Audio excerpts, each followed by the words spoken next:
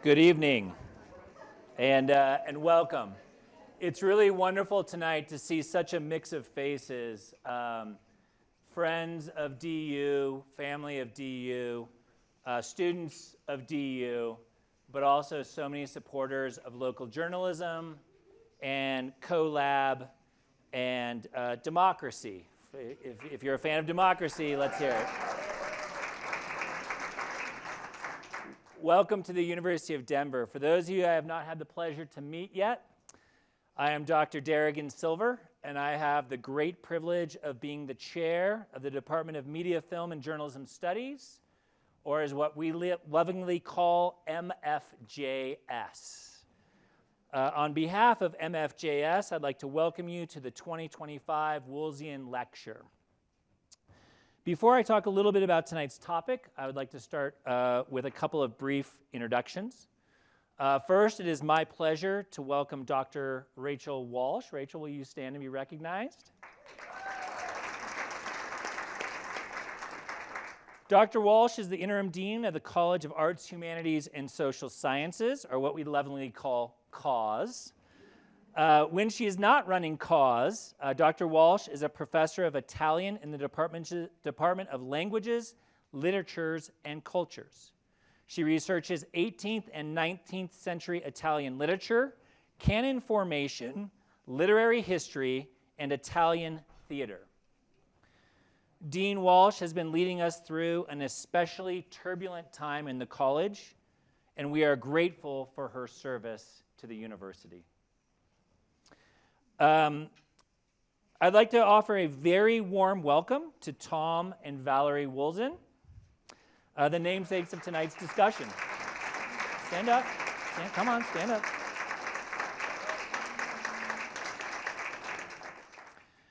Four years ago, Tom, Valerie, and I started to discuss what would eventually become the Wolzien Professor and Lecture. While students at DU, both Tom and Valerie were impressed by the breadth of their educational experience. They noticed that they were especially grateful to be housed in departments within the larger context of the College of Arts, Humanities, and Social Sciences. They shared with me that they learned so much from their professors, not just within their home departments, but from across the college. And this exposure to a variety of disciplines deepened their understanding of the world around them.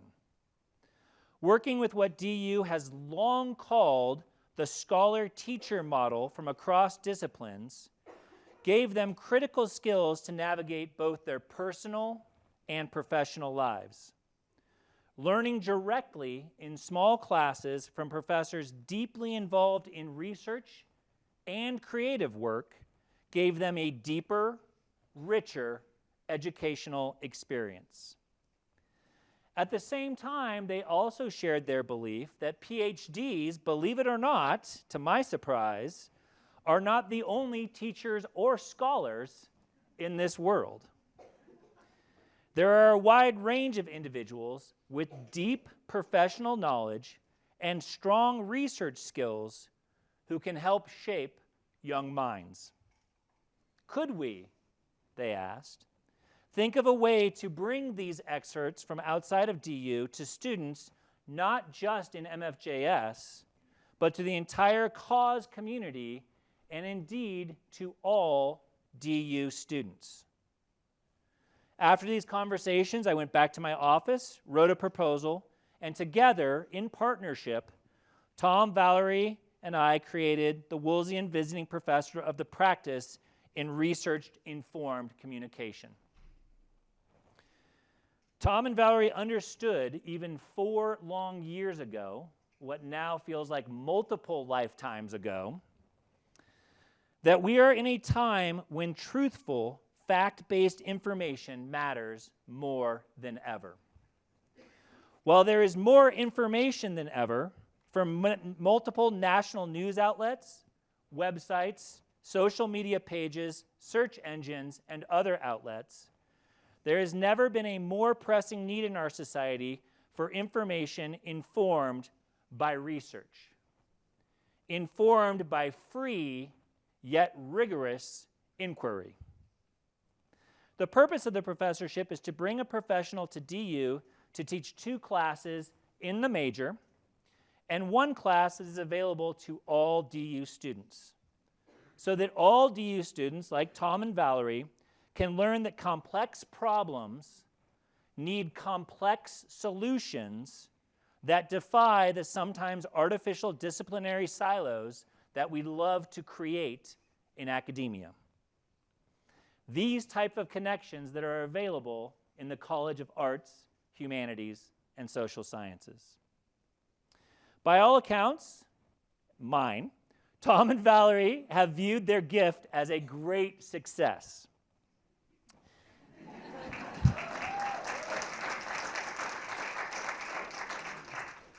This year, however, I think Tom and Valerie are especially happy that the Wolzien professor belongs to an individual who makes Tom and Valerie's vision for the position that much more unique.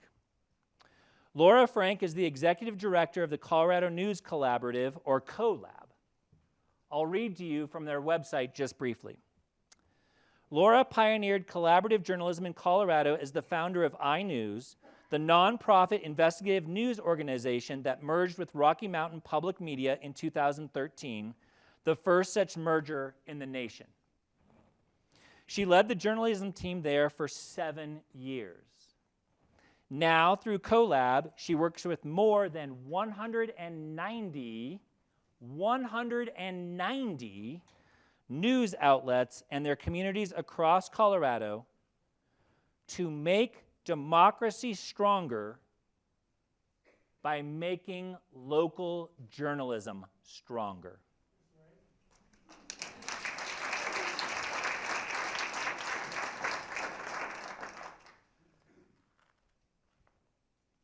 I promised I would read, or I wouldn't keep it to 5 minutes. We've long known that to thrive, democracy needs a free and robust press. Both free and robust. The First Amendment to the United States Constitution prevents Congress from making laws prohibiting or abridging the freedom of speech and the freedom of the press. We are currently seeing those freedoms tested on a daily basis. Adding to this assault, communities throughout the United States that are in media deserts or locations with a lack of diverse print and digital news coverage are hit the hardest when journalism is under attack. Not only do these areas suffer from overreaching government officials, they also face harsh economic realities. Today in the United States, I am a firm believer that journalism matters more than ever. It is both important to protect journalism and to create local news ecosystems where journalism can thrive. When journalism is censored and manipulated by those in power, it is a threat to the democracy that the United States was founded upon. But when communities are in news deserts, these communities are doubly threatened. What can and should we do to help protect both journalism and democracy? Tonight, it is the pleasure of the Department of Media, Film, and Journalism Studies to host a discussion on these important topics. Ladies and gentlemen, please join me in giving a very warm welcome to the 2025 Wolzien Visiting Professor of the Practice, Laura Frank.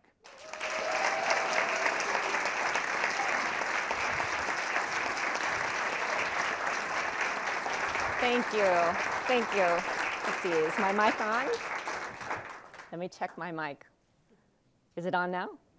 No, hold on. No, it's on. Okay, it just takes a while to warm up. Hi, everyone. Thank you for that introduction.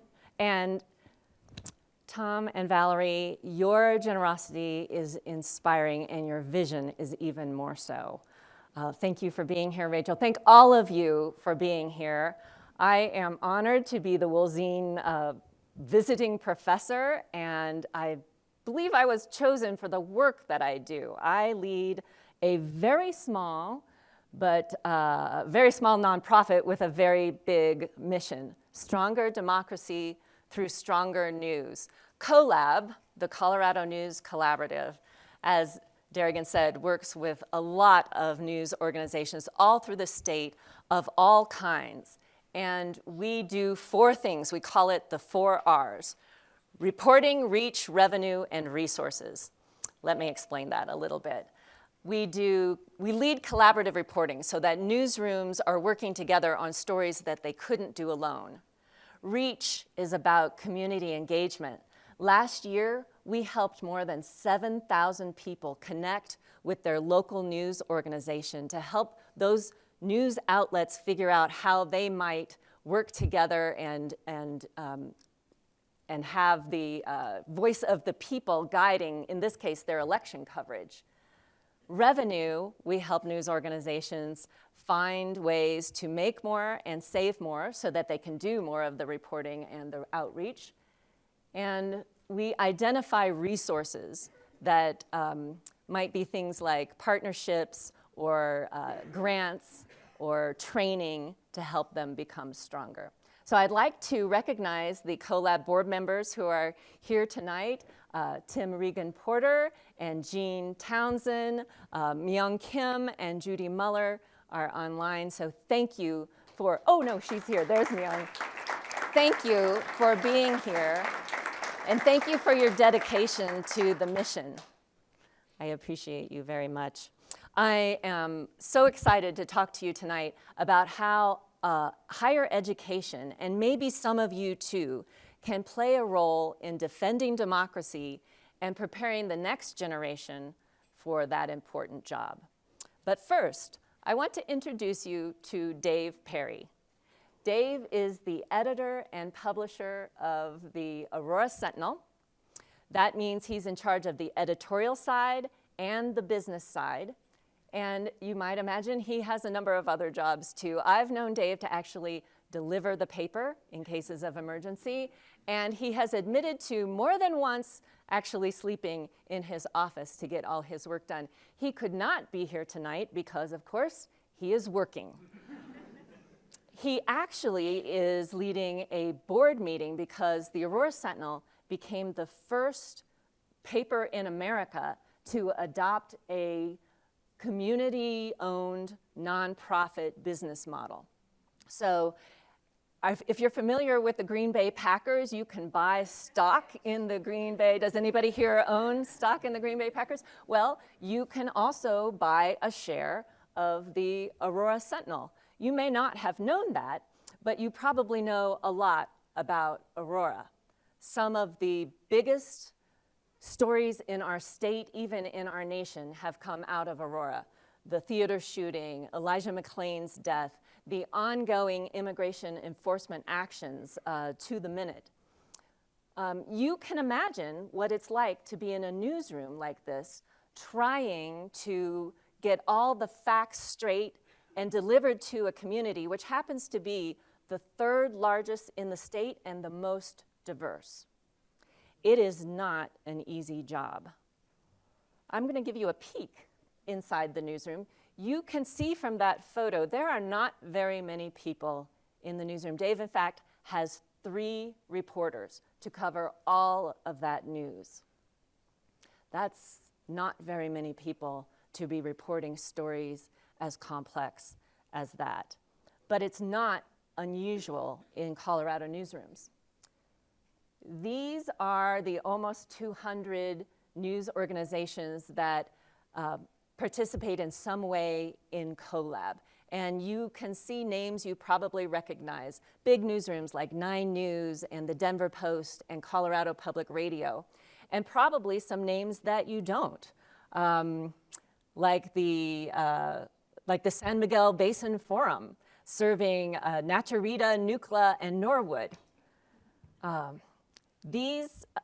The average, we know from our data, the average newsroom in Colorado has 2.6 people producing content. And on the business side, they have 1.4. And sometimes, pretty often actually, that 0.6 and 0.4 are one and the same person, like Dave Perry. When you only have a handful of people to produce the content that a community needs, not only the, the heartbreak and the cheering, but let alone the, the kind of watchdog coverage that a community needs. When you have only a handful of people to do that, well, it leads to this. This is what we have come to call in CoLab the fried and frozen dilemma. People in newsrooms are fried, they're overworked, they're underpaid, they're understaffed, they're burned out. And they're frozen. They're not quite sure how to fix that situation. And in some cases, it's a little bit scary to try something innovative because it may actually wind up hurting their fragile state rather than helping. I see some heads shaking in the audience. This has resonated not only here in Colorado, but nationally, because it's a universal problem. And there are lots of efforts out there to try to help local newsrooms, some really valiant efforts that have done some good things. But they run up against this fried and frozen dilemma every time. And so that is the challenge of how we actually move journalism forward in this country. I want to show you, this is a graphic that shows philanthropic investment since 2009. 2009 was the year that the Rocky Mountain News closed. Does anybody remember? I was an investigative reporter there the year that it closed, and in the 15 years since then, there has been from philanthropic investment almost $30 billion injected into media in this country. $30 billion, that sounds like a lot of money.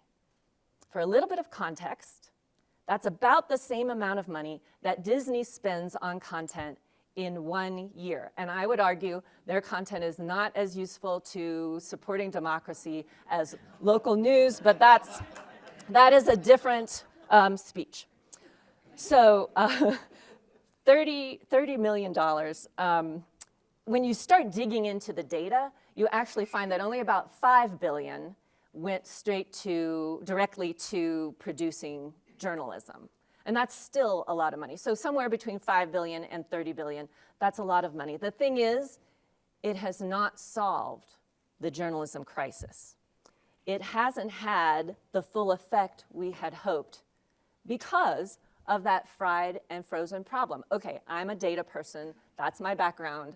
I love the data. Just stick with me here. This graphic shows newspaper employment between 2005 and 2023. And you can see the dark purple at the bottom. The number of people in newsrooms has gone from 75,000 to fewer than 30,000 across the country. And we're looking just at newspapers, but that is so often where the original reporting starts and then gets pushed up and out through other platforms and other outlets.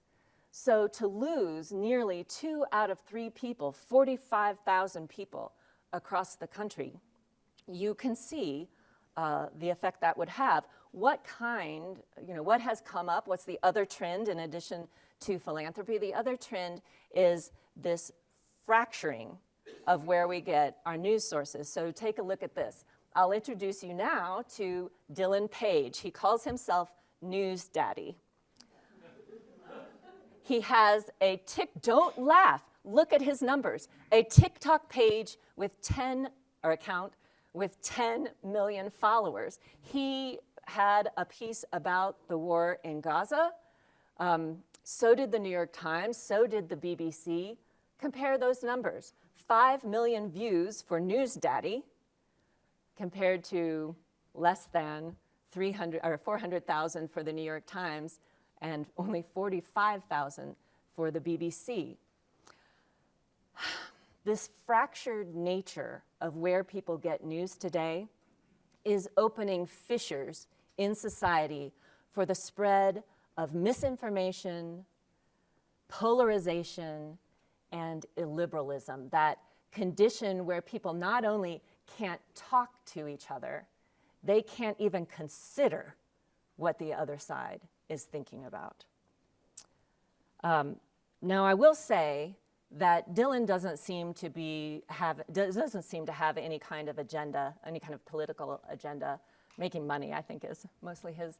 But we know there are others who are gathering these kinds of views who do have political agendas.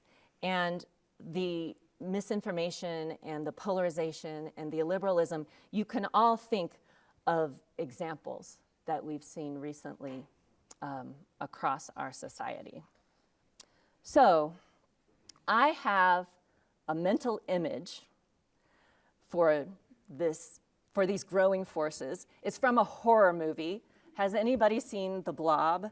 It's an old horror movie. It's actually the only horror movie I've ever seen, my first and my last. I do not like horror movies. But the blob comes from outer space, and it grows and grows as it consumes everything and everyone in its path. And take a look at the movie poster there. Indescribable, indestructible, nothing can stop it. That feels like the misinformation and the polarization and the illiberalism that we are facing today. It's mostly right now at the national level. And I would argue that it's probably too late to try to address it there. But we have a window of opportunity at the local level where neighbors can still talk to each other and where 3 out of 4 people still trust their local news organization. So we have a window of opportunity to try to stop these forces, to change these trends there. But that window is closing. Take a look at this. Dave Perry and his team at the Aurora Sentinel have been drinking from a fire hose trying to cover this story factually, while misinformation has been swirling around them, both locally and nationally. And in case you think that misinformation is only from the right, think again. In some of the bluest parts of our state, misinformation, in this case about vaccines, is causing very serious consequences. So, as Darrigan mentioned, the founders believed so strongly that a free press was essential to a representative democracy that they protected it in the First Amendment of the US Constitution, the First Amendment. They believe that people need facts in order to make decisions, that we need a watchdog outside of government to hold power to account. So it's not my argument that the press is important. It was the founders' understanding. And I think it's very hard to argue with that. But the watchdogs are getting weaker. And we need resources to change this reality, and fast. So here in Colorado, this is where it gets better. It gets brighter from here on out.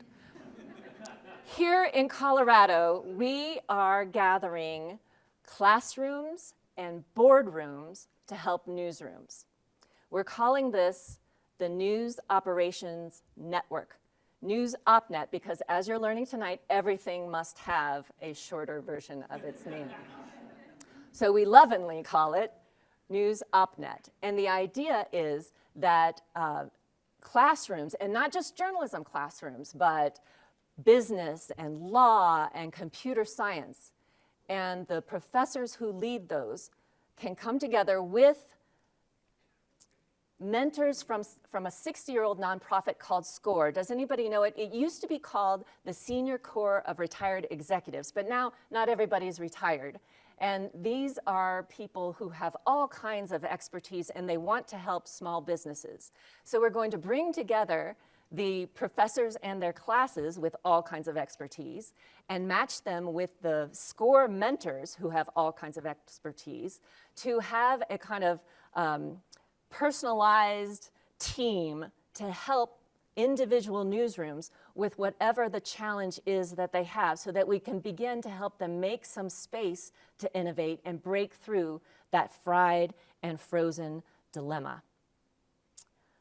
Here are the 12 universities and colleges across the state who have already raised their hand to participate in News OpNet.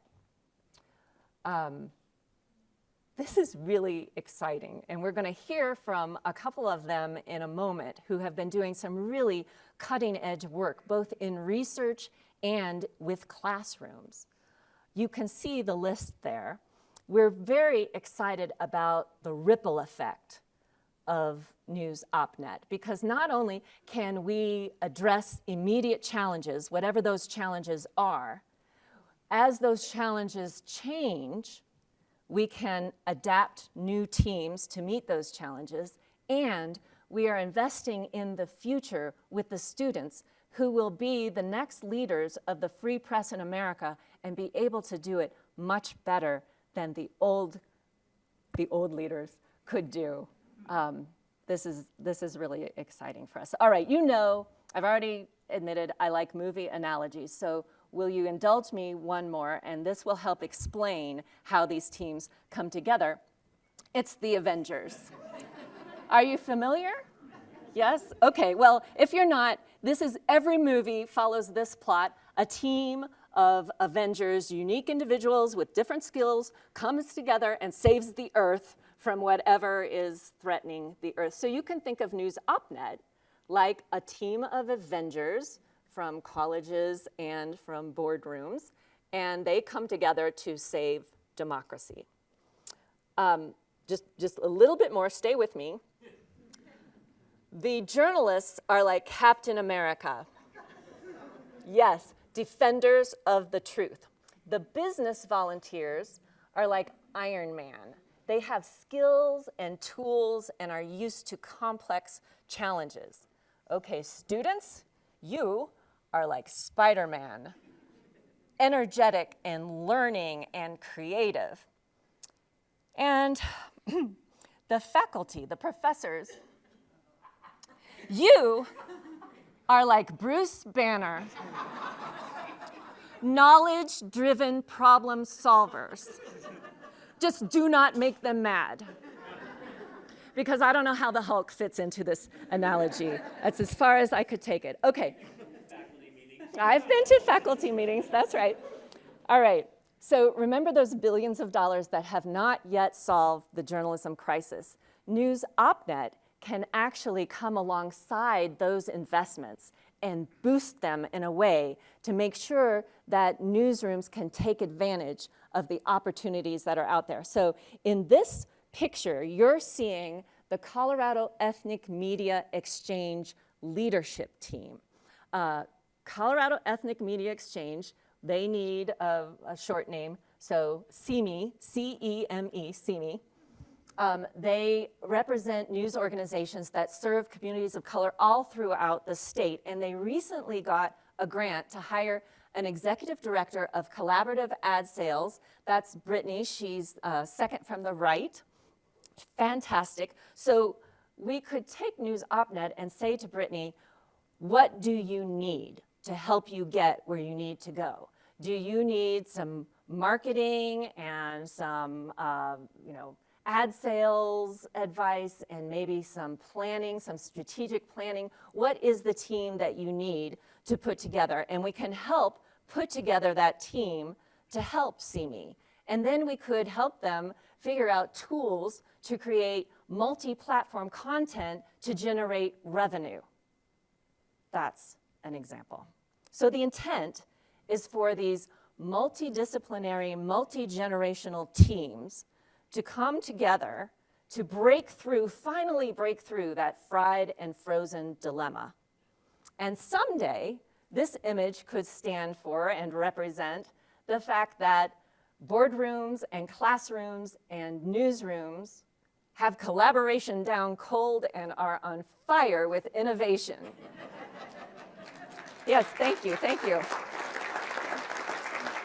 But wait, there's more. Just a little bit more.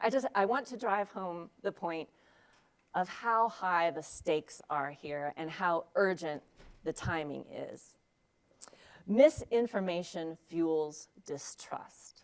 Polarization takes civic engagement and turns it into ideological warfare. Illiberalism undermines the very foundations of democracy. So the question is, what role do you, journalists, academics, citizens, what role can you play to reverse these trends? How do we ensure that media informs rather than inflames? The future of democracy depends on how we answer these questions today. Thank you.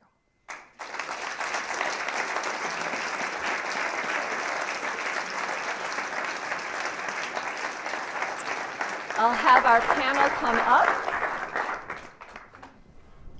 So now we get to have some insight into some of the things that are happening. I'll let these guys take away. Thank you. Have a seat. Hi, it's good to see you again. It's been a while. Okay. So you've already met Darrigan Silver. This is Linda Shapley. She is the editorial director of the Colorado Trust for Local News, which is 24 newspapers across the metro area.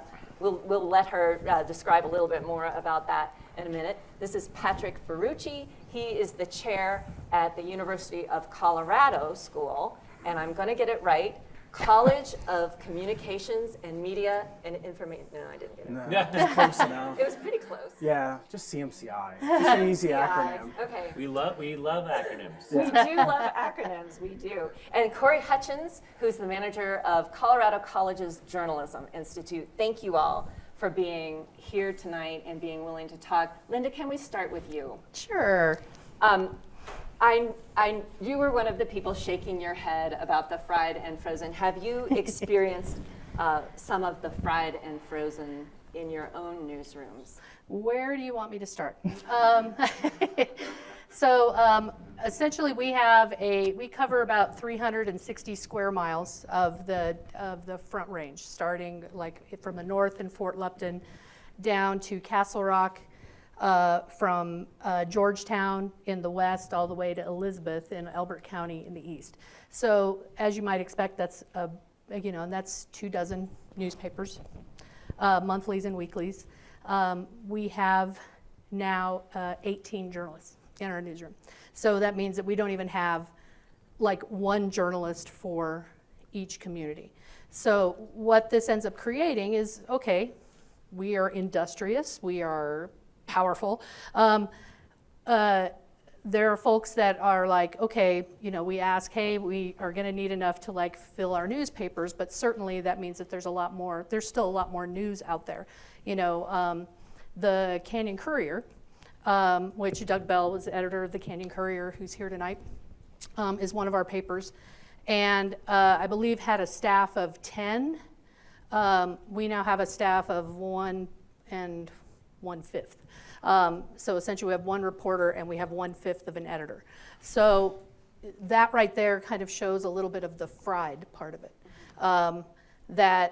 In order to an Evergreen, Conifer, Kittredge, Morrison, those are very, active communities. There's a lot going on. You probably remember a story that started from the Canyon Courier about the fact that in 2 weeks, the Morrison traffic cameras stopped 9,000 people, or I should say ticketed 9,000 people with their traffic cameras. That started Canyon Courier. Then I think television stations picked it up, other news organizations picked it up. So I often describe us as the little fish in the news ecosystem. And so we're trying to do really good work, but there's just too many things that are going on in news in order to cover. So there's a lot of trying to decide, well, what are we paying attention to today? As you might imagine, the last 3 weeks have given us another set of, here are things that we need to be paying attention to. What's the community that's being affected by a decision that's happening in Washington, D.C.? And so that's a lot of the fried part of it. The frozen part of it is the fact of, you'll hear the analogy a lot of building the car while it's or rebuilding the car while it's going down the highway. That's a lot of like, how can we as an organization stop and say, okay, we need a new website. We need something that's more responsive. We need to build newsletters. We need to build ways to reach our communities, and we don't know where to start. So I think that's probably, those two things I think end up creating a lot. I've had conversations with funders, and essentially they'll ask me, well, what do you need? And I say, I need more journalists. I need 3 times, 4 times, 5 times as many journalists as we have. So. And that's just really the start of it. Yeah. Of what you need. Absolutely. Darrigan, you talk a lot about people working together. Mm-hmm.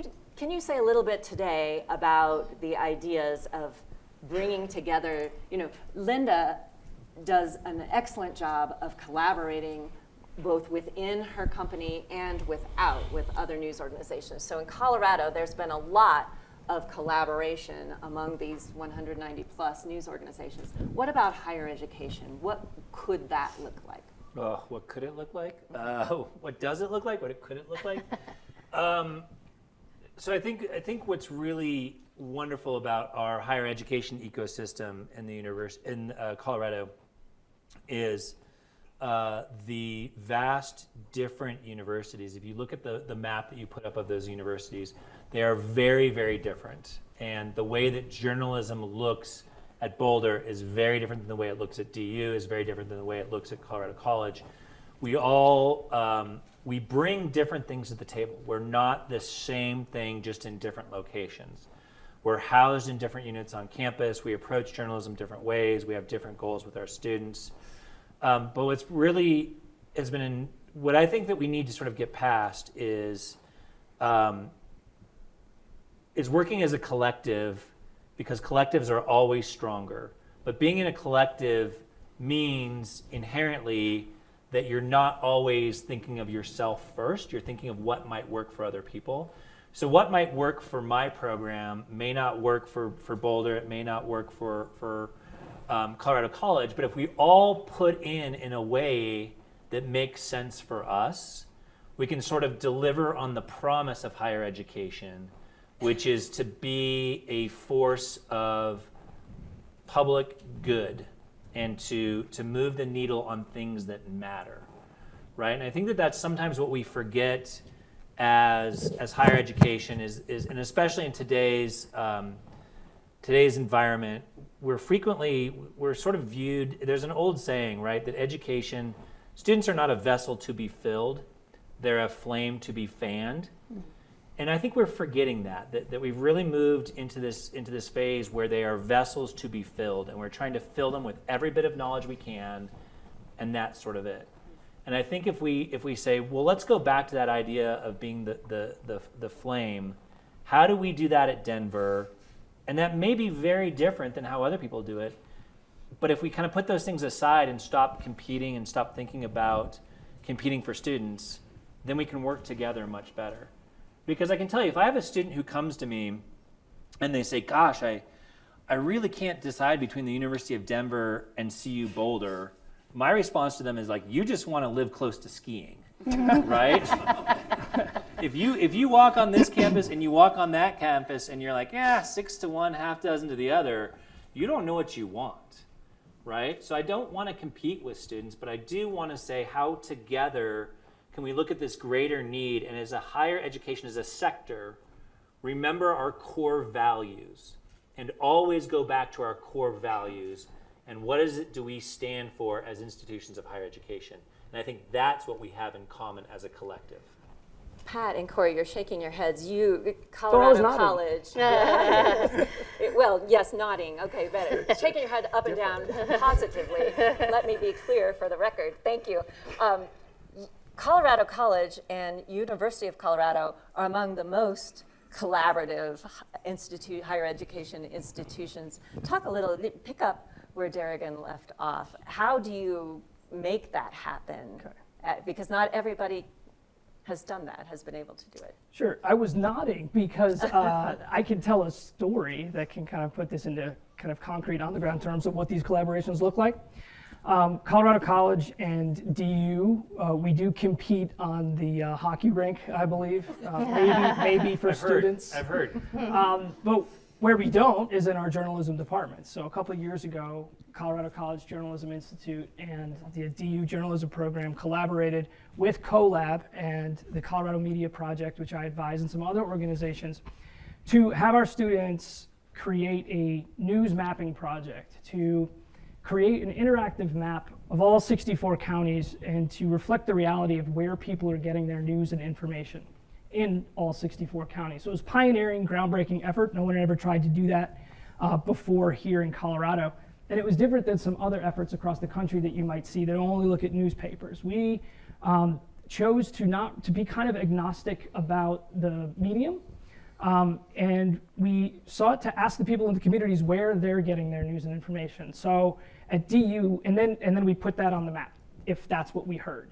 So our map has about 600 plus sources of news and information that include newspapers and TV channels and radio stations, but also TikTok accounts, Instagram accounts. There's one called I-70 Things. If you're not following that and have ever driven on I-70, you probably should. And one of our students actually profiled the person behind that and found that it wasn't somebody with a journalism background, but it's kind of like sees their role as somewhat of a public servant now. So we're seeing these roles shift in communities with it lose their newspaper or something, and then it might be a moderator or a Facebook page that takes up that role. So we're seeing that in some of our rural counties. Well, so two professors, David Capini and Kareem El-Daymanhouri at DU, synthesized two big public databases and did what we called a first scrape to get about 400 of what we might call like traditional or credentialed news organizations across the state. Then what we did is had students in our classes at Colorado College, and we could do this because of our difference that you mentioned too. You have a semester program, we have something called the block plan. Students at CC take one class at a time for 3.5 weeks, 3 hours a day. So they take journalism with me in a class called The Future and Sustainability of Local News from 9 to noon for 18 business days, minus the weekends, and they get 2 days off, and they have a weekend, and then they go take Japanese or dance or something else. So when they were in that class with me for The Future and Sustainability of Local News, we took that first scrape and then asked them to go take designated counties and interview people in those counties to see where we could, what gaps we could find. Where else are you, we ask questions like, where else are you getting your news and information if it's not from the TV or the radio or the newspaper? And that's where we got those 200 plus extra sources in all of the counties. This is an ongoing project that we started in 2022, and every week I maintain the database, so I'm unfortunately deleting some stuff off the map when a news organization goes out of business, or I'm adding a new one that pops up in a county somewhere that we learn about. So those are the ways in which our colleges and universities have been able to collaborate, and we're also hoping to serve news deserts too. So we found one county lost its newspaper in 2022, and it was called the Range Record in Cheyenne, a county of 1,700 people. And so students and I are trying to figure out what colleges and universities can do when that happens, and we're trying to figure out to what extent students can fill that gap. And so they're filing open records requests with the county governments and such, and interviewing people in the counties. And then we found a Facebook page. I told you the county had 1,700 people in it. There's a Facebook page with 1,600 members in it that has just turned into the public square in that county. So we're going to publish our work directly onto that page, and it's in its early stages, but we're seeking to find out, to what extent colleges and universities can work together all across the state if this works in one county. Pat, your CU has done some really interesting things with students, but I really would like you to talk about your research.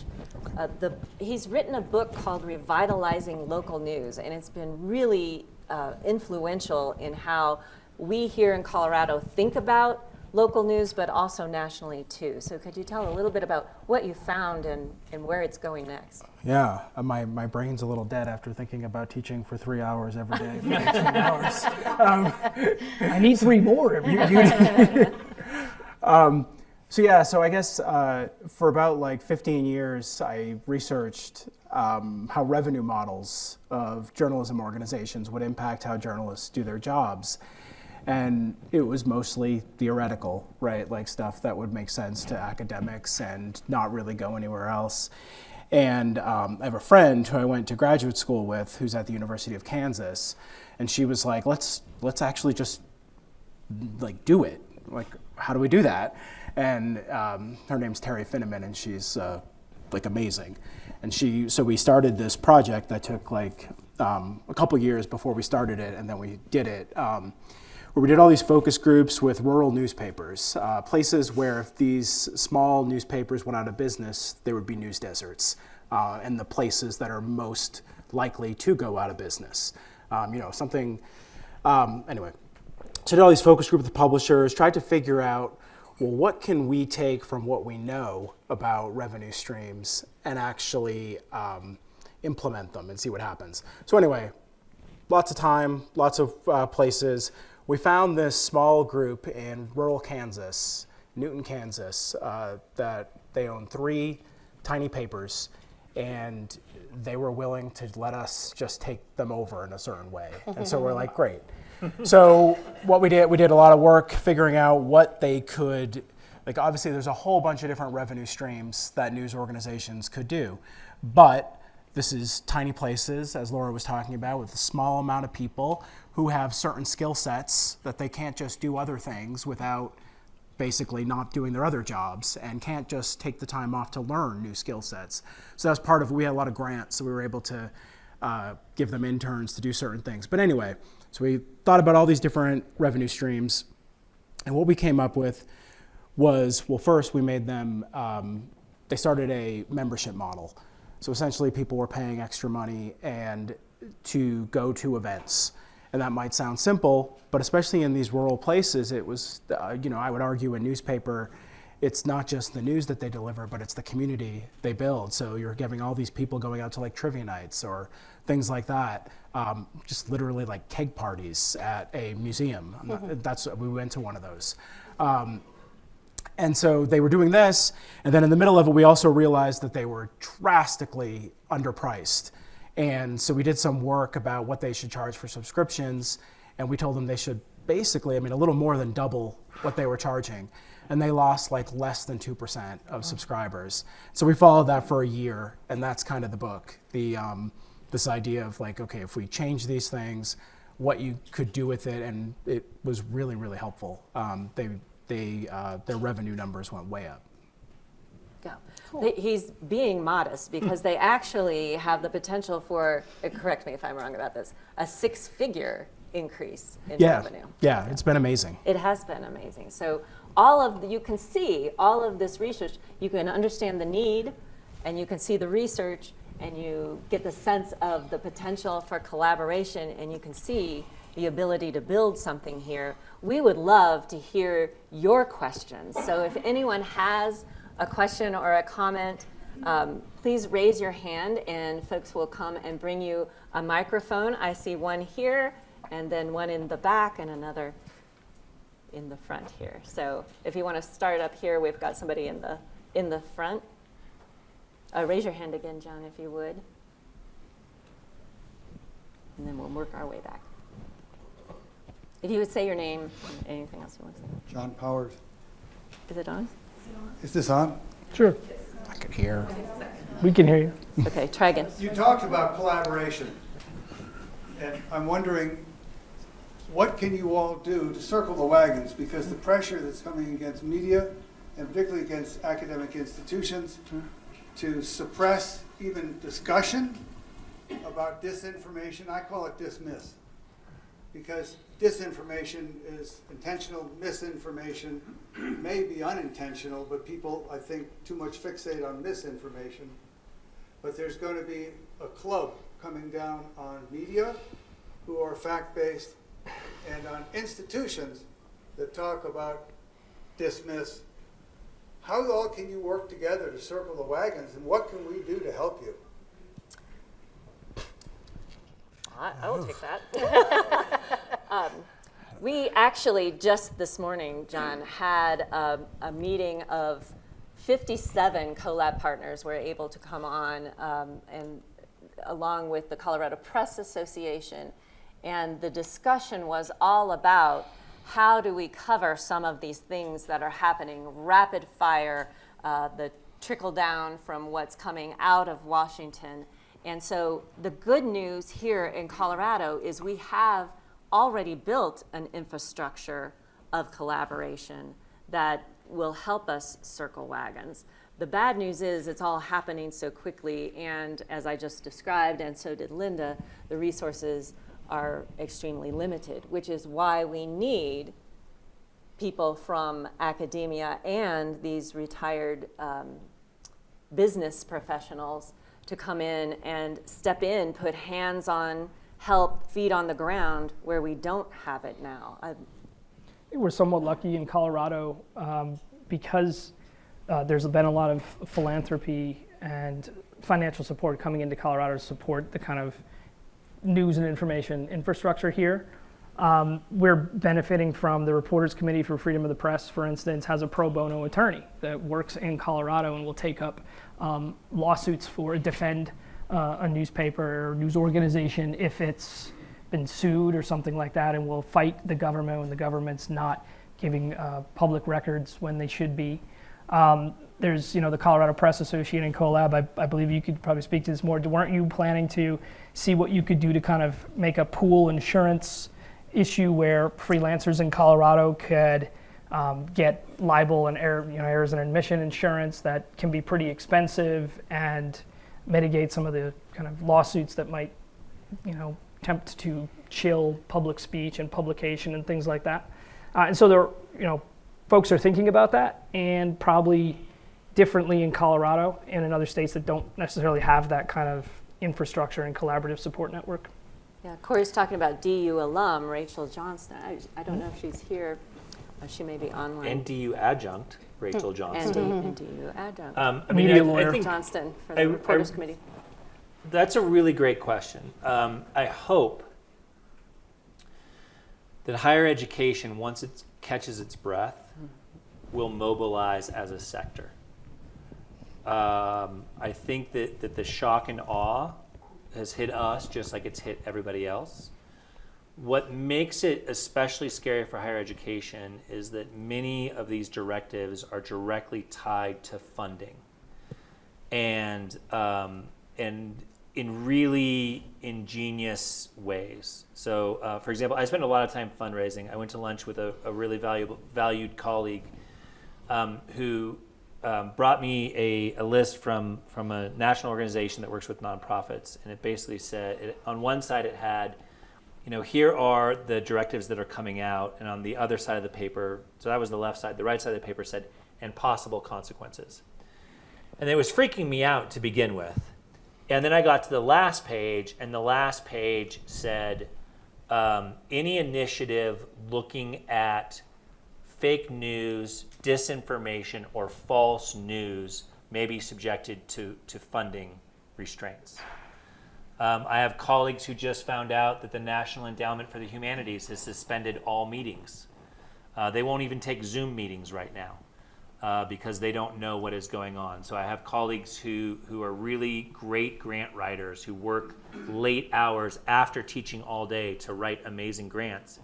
And they're now told, just sit tight, we'll get back to you.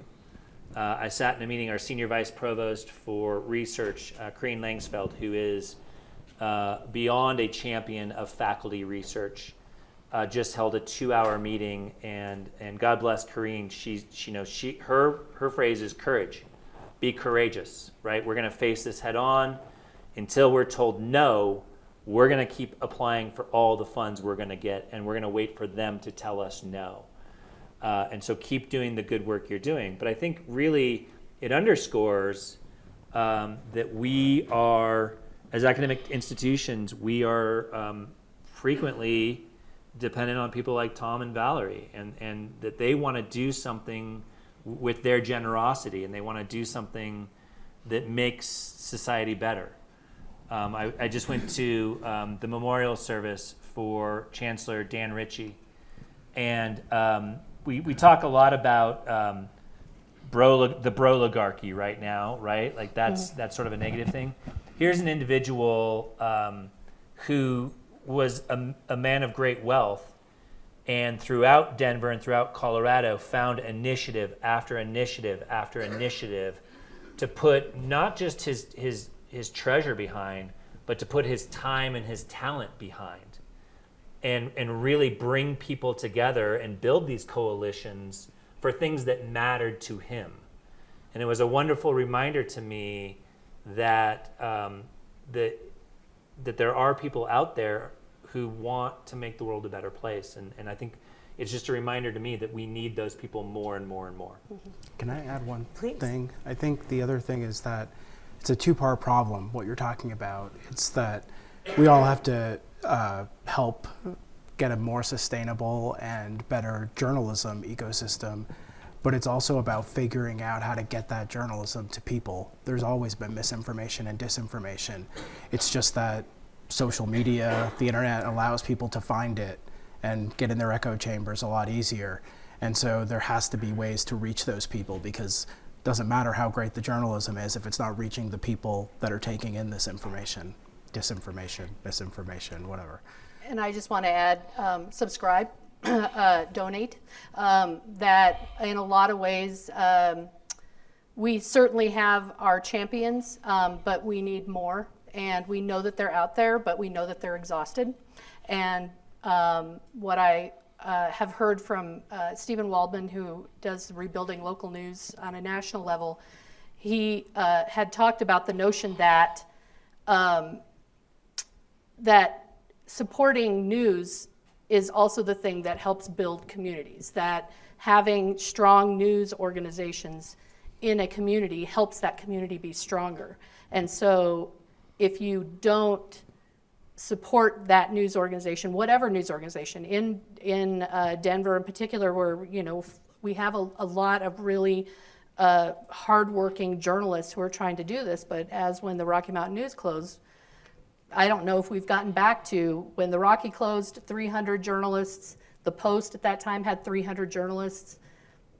I don't know if we've gotten back to that 600 journalist number at this point. And so I think that anything that we can do in order to help those folks who are on the ground, we'll take it. So give us your eyes, give us your ears, give us your tips, give us, and be patient with us. And that's a big part of how we can help do this. So much of this, goes back to the revenue, right? Those unique revenue models, those unique revenue streams, and thinking about the business side of it. And one of the things working with Laura that's become very evident is many of these, and you can speak to this more.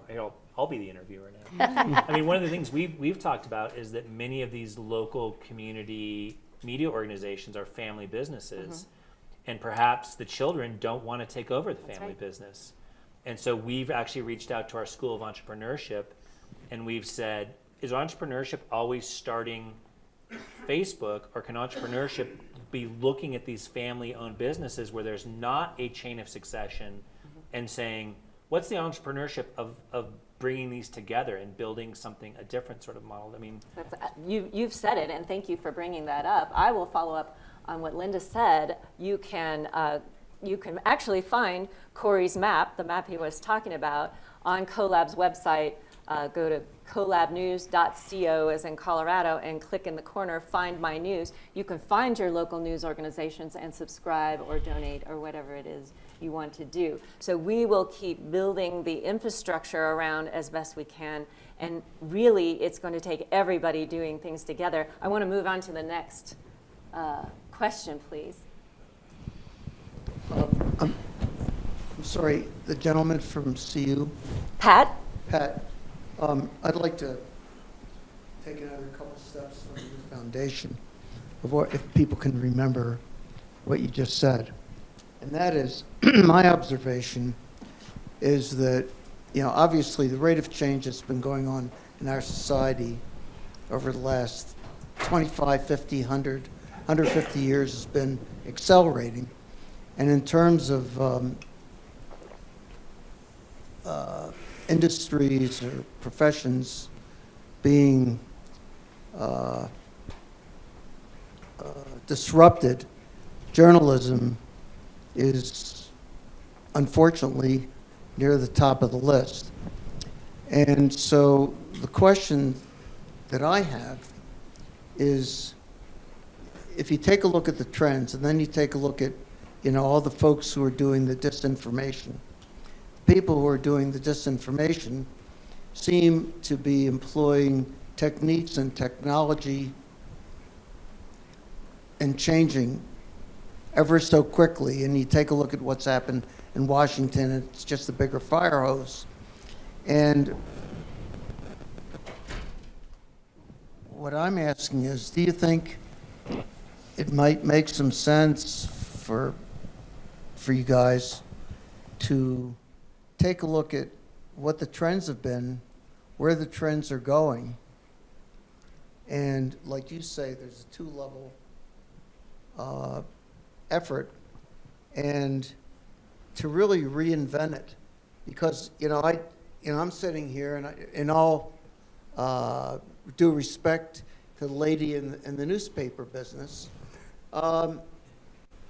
it's a relic. I mean, just take a look at the Denver Post, take a look at what's going on in the United States, take a look at what's happening to advertising, take a look at where people get their information. They're not getting it out of newspapers. Very few people buy them, and even if you buy them, there's very little you're going to get there. You have to go somewhere else. So what it says is things need to change, and I think the profession needs to get ahead of the disinformation people, and it isn't going to be easy, and it's going to be a constant effort. What are your thoughts? I think you're hitting on something that's really important, that we need an infrastructure change in journalism. There's this idea out of like management that's called like the liability of newness, and this idea is that like Apple, right? Apple's one of the most successful companies in the world, right? Or maybe the most. If you told them tomorrow that they have to start making shoes, they would fail because their entire infrastructure is built around making what they do. They would need all new people, all new processes, and they would fail. Journalism is inherently tied to dissemination platforms. And when the tech involved in those changes, the people doing journalism don't change. And therefore, they're all of a sudden having to do a whole nother thing. And that's where a lot of the failure comes, or the inability to be ahead. And then in these kind of economic times, what you're kind of talking about is maybe journalism taking a risk and doing something different. But a lot of these organizations, if they took a risk and failed, they're out of business. So what we're talking about is... If they don't take the risk, they're going to be out of business anyway. Well, maybe. But if they do, they don't have the infrastructure to take those risks in a lot of cases. Then they're definitely going to fail. So we need better infrastructure that journalism can work within. Smart people who understand how to help journalism reach people in the ways you're talking about. But again, I think just one more quick thing is somewhere in, and maybe I'm reading into your comment a little too much, but there's also like a lot of blame in journalism, the blaming of journalism there. And I think that that's really wrong in the sense that social media has I was going to use the F word, has what's screwed our country, right? It is ruining democracy. It is killing us. And there's nothing journalism can do about social media, right? That is where people are getting their information, their misinformation. There's not really an easy answer here. So, I'm sorry, and yes, we have newspapers, but we cover 24 communities. We have websites, we have 14 newsletters, we are on, I think, 20 different like social media, like we have social media accounts in all these places. As Pat is saying, when you're going to Facebook, which is our largest driver of traffic to our websites, you may not be seeing us because essentially the way that the algorithms are set up, they're not set up to find local news. They're set up to piss you off. And that's the thing that hurts local news. I would also say that I would push a little bit back. We forget, with social media, we tend to go all in one or the other, right? So when I was going to graduate school in the early 2000s, this was our savior, right? This was going to democratize news. This was going to make everybody the New York Times. And now we've moved all the other way that no, this is destroying the fabric of America. It's just another tool. Now, it's probably the most democratizing tool since the invention of the printing press. I will give you that. We have not seen this since the invention of the printing press. But if you remember, when they invented the printing press, all of the elites went, well, now we're screwed because everybody can read. And once everybody reads, then we're going to make bad decisions. So part of this is remembering that we've had this conversation before. And I also like to point out violence against people of color, murders by police officers. Those things were uncovered thanks to everyone walking around, and my phone's, of course my phone's not on me right now, but everyone walking around with a camera in their pocket, right? And so we have to remember that there are good things that come with this. There are people who are speaking truth to power who are not quote unquote journalists. And it's another reason, going back to sort of Tom and Valerie's vision, right now Laura is teaching a common curriculum class for us, right? Is she teaching these things to people who are journalism students and are going to go to be journalists? No, and I'm glad she's not, because she has a finance major in her class. She has a chemistry major in her class. She has a biology major in her class, and they're being exposed not just to the dangers, the perils of lacking journalism, but they're also being exposed to the powers of journalism and the importance of journalism, and she's asking them to think about these things in really important ways. So in some ways, I think we need to broaden this conversation and stop talking about newspapers and start talking about people who, and I know the phrase content creator is frowned upon by a lot of people, but I really believe in that. We teach, my colleague, Lynn Schofield Clark, teaches an FSEM on TikTok, right? Can TikTok save the world? That's the name of her class. It's not a short class. Like, the answer is not yes or no. It takes a while for her to get there, right?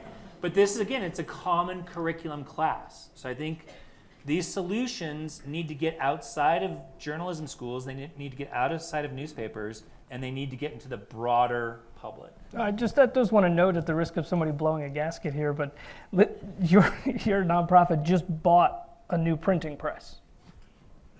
So they must find value in it somehow. Right. Well, and the fact of the matter is the reason why that purchase happened is because when a printing press closed in Pueblo, my 24 papers, but 40 other papers, all of a sudden were not able to disseminate their news to people who were getting their news from that organization. And so, yes, absolutely, we need to digitize. I'm absolutely in that, because that's where the eyeballs are. But if we don't support ourselves with our newspapers, then that's the thing that is going to, we can't do one without doing the other. I know that they're telling me we're at time, and yes, the hooks are coming out, but we have ways to connect with all you. We will let you know. We should do this again. We should continue the conversation. I just want to share a couple of things. One is that in that horror movie, The Blob, the way they finally stopped it, I know, I didn't want to leave you hanging. The way they finally stopped it was a group of students and firefighters and police officers froze the thing and killed it. And that just proves that cross-sector collaboration is always the answer. And we will continue this conversation. Thank you for being here tonight. Students, Thank you very much. Students in the audience, there's going to be pizza for you over in the corner since the students came. If you didn't hear that, if you're a student, and we're not checking IDs, but if you're students, back here in the corner, we have some pizza for you to thank you for coming. And did you want to use the symposium? Oh, yes. We will be following up in the spring with a symposium, the Wolzien Symposium, where we're going to be inviting more academics and journalists and some of the retired professionals to really put some meat around these projects. So more to come. Thank you.